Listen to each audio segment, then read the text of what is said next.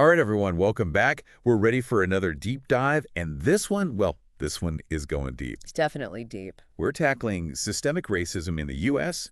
and the Black Lives Matter movement. Big topic. Huge, and honestly, super relevant to everything happening today. Yeah, for sure. We've got some excerpts from, it's actually called The Pasted Text, which is kind of a weird name. Yeah, not very descriptive. But the content is powerful, and I think it lays things out really well, so we're going to unpack it all.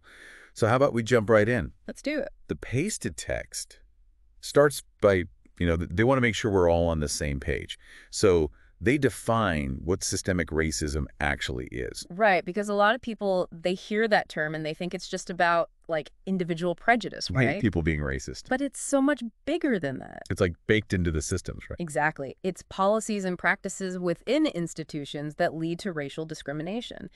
And it can be intentional or unintentional. That's the really tricky part. So you might not even realize it's happening, but it is. Exactly. It's insidious, it's pervasive, and it's really hard to dismantle because it's so deeply embedded. And the text, it gives this example of redlining, which I always find just mind-blowing. Oh, yeah. Redlining is such a powerful example of how systemic racism works in practice. So for people who don't know, redlining was this practice decades ago where Black families were systematically denied mortgages. They were literally blocked from buying homes in certain neighborhoods. Yeah, like walled off from opportunity. And, it wasn't just about housing. It was about access to good schools, safe neighborhoods, jobs, all of it. And it created this huge wealth gap. Oh, absolutely. Because homeownership is one of the biggest ways that families build wealth. So the effects of redlining, they're still being felt today, right? Without a doubt. Generations of Black families have been impacted by this discriminatory practice. It's crazy to think about. And speaking of impacts, the pasted text,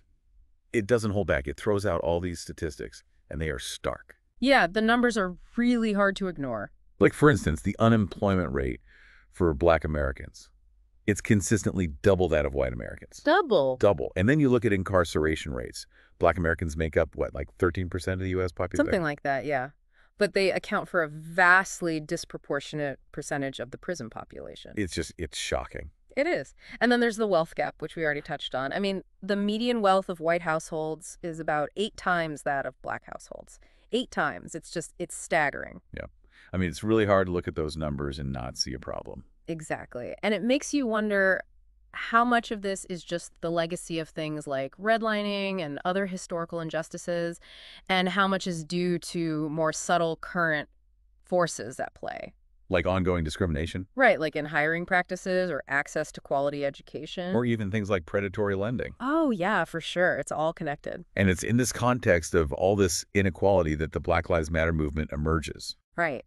The pasted text talks about 2013 after the acquittal of Trayvon Martin's killer. That was like a turning point. Yeah, a lot of people point to that moment. It was this collective grief and outrage, this feeling of enough is enough. But it was the murder of George Floyd in 2020 that really propelled the movement to global attention. That video, it was horrifying. And it was everywhere. Everyone saw it. It was a modern-day lynching, captured for the world to see. And it sparked protests and conversations, not just in the U.S., but all over the world. It was a real wake-up call for a lot of people. So how does the pasted text position the Black Lives Matter movement within the history of civil rights movements in the U.S.? Well, it recognizes that BLM is part of a long tradition of fighting for racial justice, but it also highlights what makes BLM unique. Like what?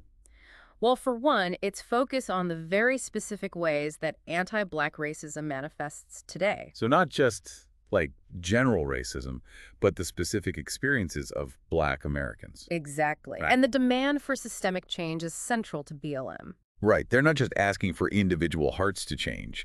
They're calling for a complete overhaul of the systems that perpetuate inequality. Absolutely. And the text lays out their 4 main goals: combating bias, seeking justice, promoting equity, and raising awareness. And honestly, those seem like pretty straightforward goals. They do, right. But of course, no movement of this magnitude escapes controversy. And the pasted text, it acknowledges that. Yeah, it talks about some of the criticisms that have been leveled at BLM. Like what?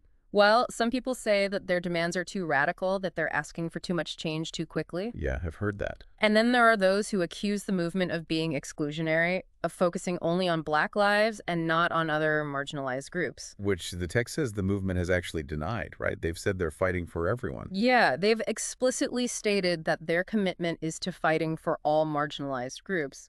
But those accusations persist. And there have also been questions about financial transparency within the movement, which, it's fair to bring up. Absolutely. It's important to acknowledge these criticisms even as we look at the achievements of the movement. Because there have been some pretty significant achievements, right? Oh, definitely. The pasted text highlights some really tangible wins. Like what? Well, there have been legislative changes in some cities, leading to the reallocation of police funding. Which is huge. It is.